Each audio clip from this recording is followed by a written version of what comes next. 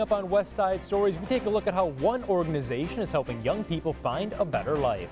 Plus, we go inside the growing world of competitive video games and what it means for college athletics. And efforts are underway to restore the Grand River Rapids. Find out just what the project entails next on West Side Stories. West Side Stories is produced by students from the Multimedia Journalism program at Grand Valley State University. Support also comes from the School of Communications. Inspiring thought, perfecting practice.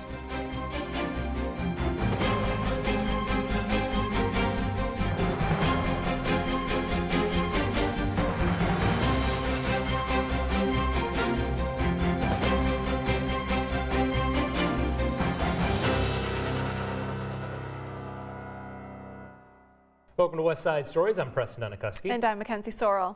Over 500,000 people in the U.S. are homeless on any given night. The U.S. Department of Housing and Urban Development says that slightly less than 10% of those homeless are young people under age 25. Producer Linnea Martinez and I worked together on this special report on West Michigan's homeless youth. We look at how one organization is helping young people find a better life.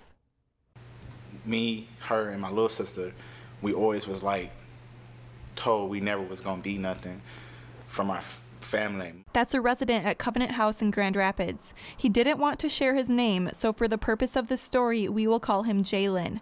Jalen found himself homeless in 2016 and wanted a different life for himself. He wanted to become somebody. That's when he found Covenant House. Covenant House is not a shelter. It is a program that helps young people turn the ship from becoming chronically homelessness to becoming self-sufficient and getting ready for the next step, which would be permanent housing. I came here just to get an apartment, you know, get on my feet, you know, because I got a son, a possible daughter. Spaeth says that each resident comes in with different backgrounds and different needs. She says they designed Covenant House with the residents' interests in mind. Everything from the layout of the bathrooms to the kitchens to the community space was created to make Covenant House a place where every resident felt safe and comfortable. We found after talking to young people in this situation, if we could only have our own room, it would make the world of difference in terms of our progress of coming out of homelessness into transitioning into permanent housing. So with that in mind, the design of these rooms was taken from 2 originally down to 1. Jalen says having his own room helps him focus and feel more independent. He was able to finish high school during his time at Covenant House. Jalen says that's partly because of the motivating staff and other residents that have become a community for him. Covenant House is like it's an opening from young people to just grow as a youth and like help each other out, and it just like opens so many doors.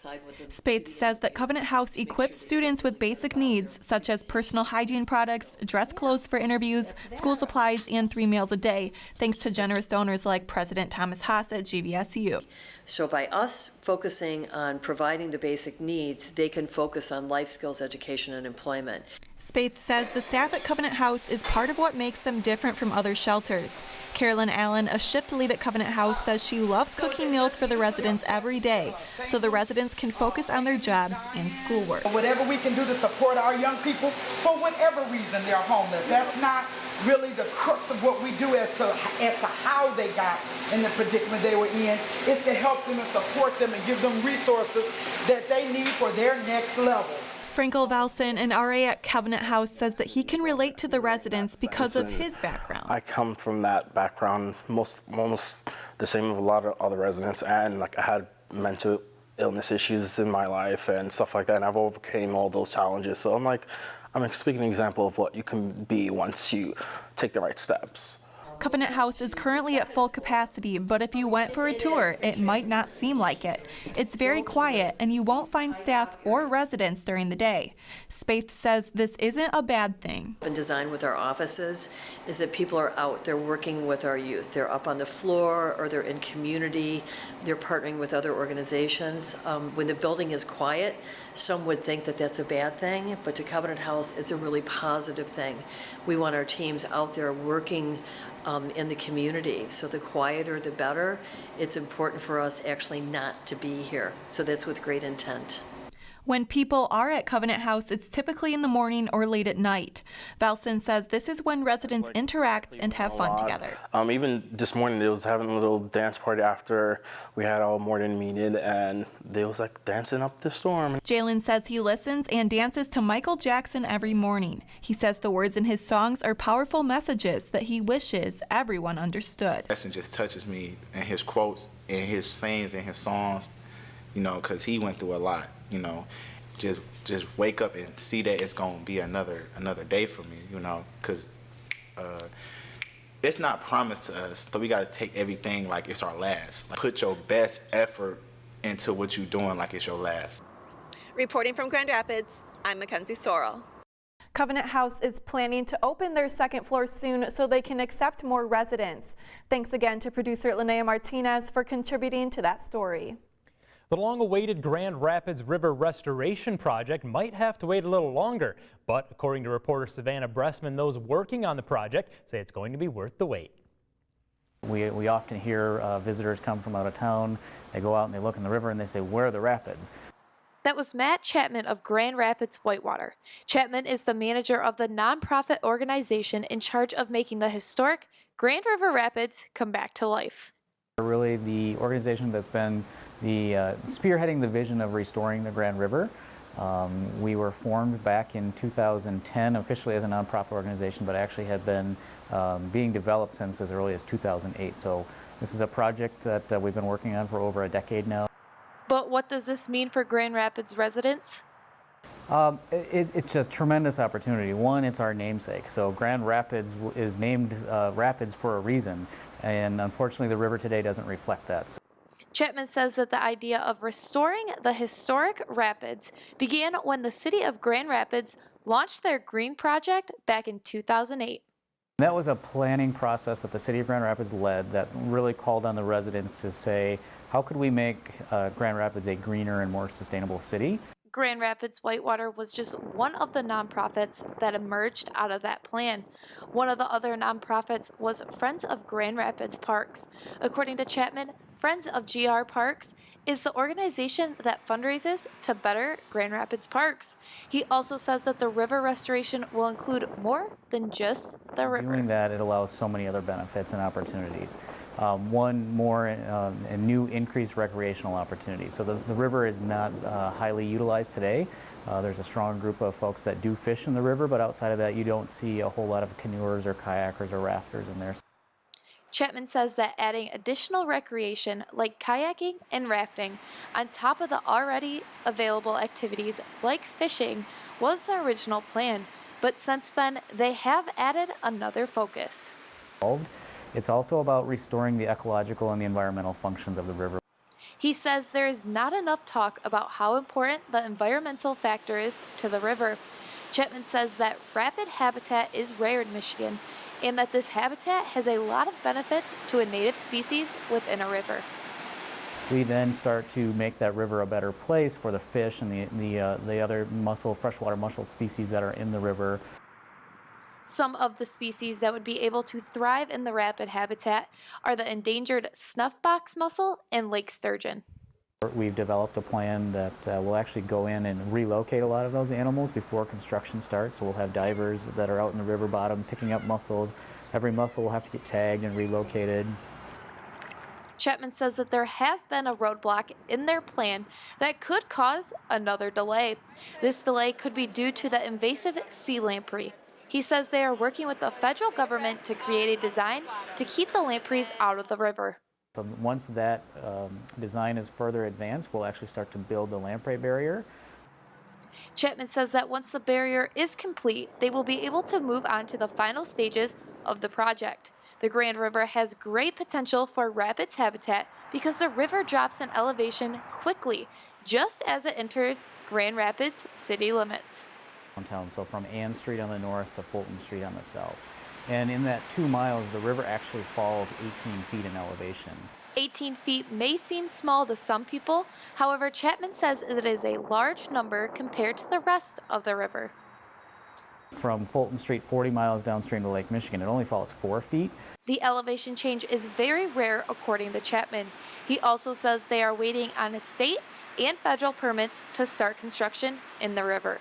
Reporting in Grand Rapids, I'm Savannah Bressman. With 15 Michigan universities now offering some type of esports program, many top student gamers are leveling up for a local college. Reporter McKenna Pariso takes us inside the growing world of competitive video gaming in West Michigan schools. We're to go time. Things are pretty intense these days at West Catholic High School in Grand Rapids. The popular esports program here is winning the hearts and minds of students. It gives more of that like competitive mentality, I would say. Plus you're surrounded by friends, like, physically, not just like on the computer, talking to them online. So I think that gives more of a social aspect too. For these dedicated gamers, esports is not just playing at home, but working as a team to compete in online organized video game tournaments. To play together, to form social relationships outside of just cyberspace is a benefit to everyone. Whether it's the social atmosphere or the combined competitive mentality, West Catholic esports coach Adam Antor says the team has grown in size and competition rankings. Last year, the school's Rocket League team finished 6th in the country. This has some players dreaming about the future, which includes competitions with higher stakes. Right now, Fortnite's setting up World Cup for $30 million, so I'm hoping to be one of those players. Yes, you heard that right. Fortnite developer Epic Games is offering a $30 million prize pool for the Fortnite World Cup. And as the popularity in esports grows, so does the money, especially at the collegiate level. While many colleges award scholarship money from competition wins, others are providing the funding up front for gamers to advance their competitive skills. I got an offer from Aquinas for like $5,000 or $6,000. Corey said he is definitely considering the scholarship to play esports at Aquinas. One of the first scholarships for video games was offered at Robert Morris University in 2014 to League of Legends Diamond level gamer Carl Leone. When I was in high school, I graduated in 2013, I don't believe they even had esports. Certainly not this kind of club, you know what I mean? But even just clubs where like kids knew each other that we played games. Coming to a university, having the option of having a scholarship, playing for a school, and doing what I love was just a fantastic opportunity, and I really don't think I would have gone to a university if I hadn't had a scholarship. Both Leone and Antor agree that the rise in opportunity and popularity in esports is not just about the money, but the changing ideas around competitive gaming. It's become more and more mainstream, and it's brought esports and competitive gaming into the average household. Because of programs like this, it's completely different, and now it's a little bit less of that stigma around it because, I mean, at the end of the day, this is a team competition. It does build team bonding experiences, and you learn how to lead a team, you learn how to support a team, and you learn how to be a better adult as a result. But while some esports programs are already raking in the money in scholarships, others are just finding their humble beginnings, like GVSU's esports team. I want to say we have about 75 people involved in our competitive teams. Right now, we do play like individually in our own rooms. So if our Overwatch team has a competition, they're not together unless they like plan to go to someone's house and all play together, which we find has been helpful. But in general, there's not a lot of places that we can do these things. So part of why we had struggles this year is just because we were new this year, our ability to book rooms. So a lot of it just comes down to more planning. Despite the hurdles to being a first-year team, Brummel says Grand Valley Esports Club has had several teams claim big titles this year. Our Overwatch team actually took first place in the region over teams like Michigan State and Michigan and Ferris, who have had esports programs longer than us. Brummel hopes the success of their competitive teams and the high interest from students can generate university support to establish a varsity esports team. A space would be a huge step towards validating the group of people that we work with and also attracting more. I mean, you don't need a whole lot. We just want one room that we can have 24, 36 PCs in, that we can put our flag down and call it home. Because I want a varsity program here at Grand Valley, and I'm going to try to do everything I can where I can just hand it off to the university and say, hey, look, you have a feeder system, you have competitive teams, you have a structure, just do it. With the potential for donor support, Brummel believes Grand Valley esports team could eventually rise to the level of other universities and begin offering scholarships like Aquinas College. In Grand Rapids, I'm McKenna Pariseau. Forbes has listed a plant-based diet as one of 2019's top food trends, and it turns out you can get food from your very own backyard. Reporter Madeline Crace talked to foragers in West Michigan who are gearing up for spring. Really like to taste a lot of different things, and so there's lot of taste that you can get by foraging that you can't get at a regular store. Rachel Misfoot has been foraging for food her entire life. She spends countless hours outside identifying and harvesting some of West Michigan's edible and medicinal plants. Stinging nettle is a great edible plant if you can harvest it without stinging yourself. So if you brush against it, it actually will sting you. You just have to know how to handle it, which is from the top of the leaf. And so you can pull the leaves off that way. And of course, when it gets a little bit bigger, it'll be even easier. But this plant is loaded with minerals and vitamin A and vitamin C. And yarrow is a common lawn weed and a common weed near sidewalks and parking lots and all kinds of places. You find it everywhere. Not all wild plants are used for eating. Some are used for teas and medicinal purposes. Edible, the yarrow is medicinal. So this yarrow here, this leaf, actually has really strong antibiotic and antiviral properties. And it also can control bleeding to some extent. So it's really good, like a first aid kit. Some wild plants look very similar. An example shown by Misfoot is yarrow and wild carrots. But there it is.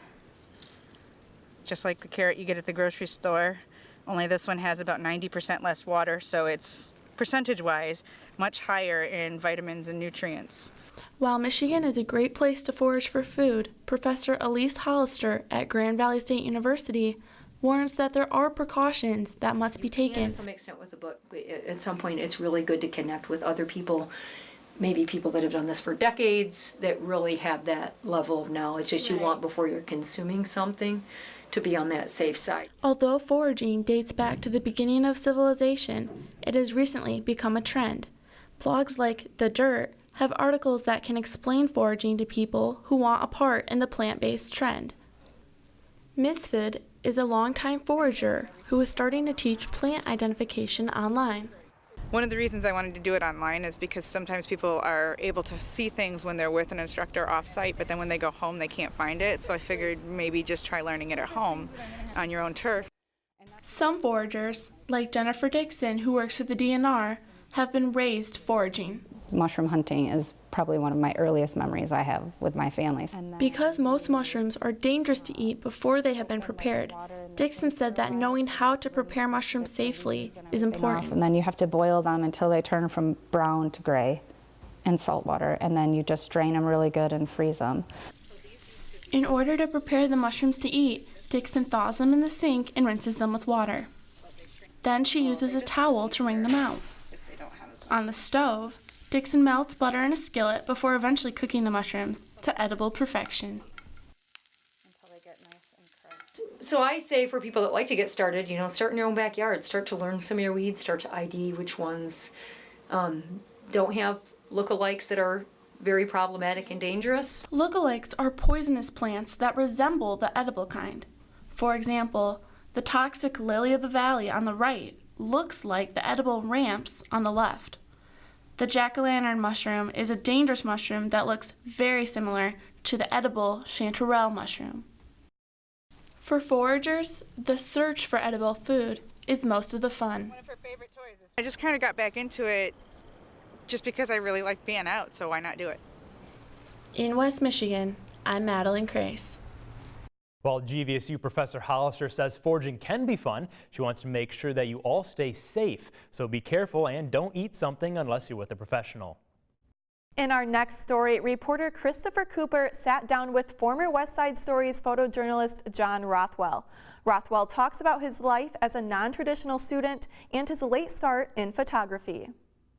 I'll look at a picture and go, did I really shoot that? Holy crap. This is John Rothwell, one of West Side Story's very own reporters who graduated this past December. But he did not start in a way most journalists typically do. I only started taking pictures like 10 years ago. I had a little point and shoot and was just taking some pictures, and people saw my photos and said, you know, you got a pretty good eye for what you're doing. Rothwell then decided to come to Grand Valley State University to pursue a degree in the field and to fulfill a promise he had made. I wanted to graduate college before my parents passed. They're getting old, and I had made a promise to them that I would someday graduate from college. And, you know, 35 years later, I graduated. Rothwell graduated with a degree in communications and a degree in multimedia journalism, perfecting his craft and doing what he loves, going out and creating stories. Be back later, I gotta go get some pictures. Since graduation, Rothwell has continued his passion for journalism in the form of photojournalism. The photojournalism, or the type of photographer I am, I refer to myself as a hunter. I like to go out and I like to hunt for my shots. Hunting for stories has brought him to unique places where he's found a love for capturing the moments and stories that he says the mainstream media doesn't. Sometimes these places are as simple as his backyard. Rothwell saying there is so much to photograph in the world. I was in the UP and I ran into bear hunters. I never knew about bear hunting, but I took photos of them and they told me their stories, and it's great. A lighthouse keeper who volunteers all summer long to live in a lighthouse on the shores of Lake Superior. You know, photos of the lighthouse, photos of the keeper. These are stories that aren't told, that nobody really knows. Rothwell says that everyone has a story worth telling and that he loves to listen. And through listening, he has been able to expand his understanding of the world. That's what journalism is about. There are so many random things to learn. If you love to learn, be a journalist, because you're always learning. You're always learning new things from people. And other people learn along with him too. Rothwell shares his experiences on his blog and other social media accounts and has a Flickr account where you can view his photos. Along with doing what he loves, Rothwell says there are other perks. You know, I was interviewing a biplane pilot one time, and he asked me if I wanted to go for a ride in a biplane, you know, open air biplane. Although having these privileges is fun, Rothwell says they aren't there just to take advantage of. You know, you got some privileges as a journalist that you don't take advantage of, but you use. While being a part of West Side Stories helped him branch out into different forms of journalism, Rothwell says his love for photography has not changed. My passion is still photography. I photographed the Winter Classic hockey game at Notre Dame Stadium this year, which was a real fun thing to do, to be on the field at Notre Dame watching hockey. I've done boxing. I love just capturing the moment. Rothwell says that his dream is to one day win a Pulitzer Prize. In Grand Rapids, I'm Christopher Cooper. If you want to see more of Rothwell's work, you can check out his blog at johnrothwellblog.wordpress.com. 11 West Michigan schools are going to the finals of the Destination Imagination competition. Reporter Alexandria Taylor has more on what this competition is all about. The goal of DI is to work together as a team to come up with a creative solution to a problem. Sarah Robert is talking about Destination Imagination, an educational nonprofit organization that is available to students ages kindergarten through university levels. I would recommend this program to every child who has an interest in any one of the STEAM areas. Anything with science, technology, arts. There is something for everyone in this program. Something for everyone means options that teach engineering, technical skills, fine arts, science, and service learning, like the Escape Artist Challenge as seen here, all without adult help. Drops it, and then it falls. The whole point is that it's all the kids doing it, and it's to see what they specifically can do without parental involvement, without any outside help. It's like all them. With critical thinking skills, students say these challenges help them develop confidence and new ways of expression, all while having tons of fun. It's definitely helped me be more comfortable talking to people and presenting myself and being able to get a story across. Yes, my favorite channel. I have seen extremely shy, introverted students through the years, and I have literally watched them blossom into people that are outgoing and confident, and their parents have just said, "Oh, thank you so much for making this possible. I never dreamed my child could do this." You should definitely join it if you're interested. Even if it's just like you might not do it long term, try it, because that's how I got started and I'm having lots of fun with it. Dang. With volunteers running the program, Redding says more students can participate if more people get involved. I don't think he even thought that he would have great-grandchildren that are explorers. We need volunteers to make this happen for our students in West Michigan. Redding says that developing critical thinking skills will help students do better in college, and after college will help them land a great job. DGET, bum bum bum. Today we are here in lovely southern Panama. I have one student that went to Michigan Tech, and they're traveling the country doing creative problem seminars. Destination Imagination is a community with close ties to one another. Once members join, they never want to leave. I wish that this had been something that we had been able to do when we were younger. I think it would be so much fun if there was DI for adults. I really do. I would totally still do it. Best of luck to our West Michigan finalists. In Lansing, I'm Alexandria Taylor. On May 22nd through the 25th, teams from all over the country and world will compete in the global finals held in Kansas City, Missouri to showcase their innovative challenge solutions. And that's all the time we have for today. I'm Mackenzie Sorrell. And I'm Preston Acusti. Thank you so much for watching this year. We'll see you next fall.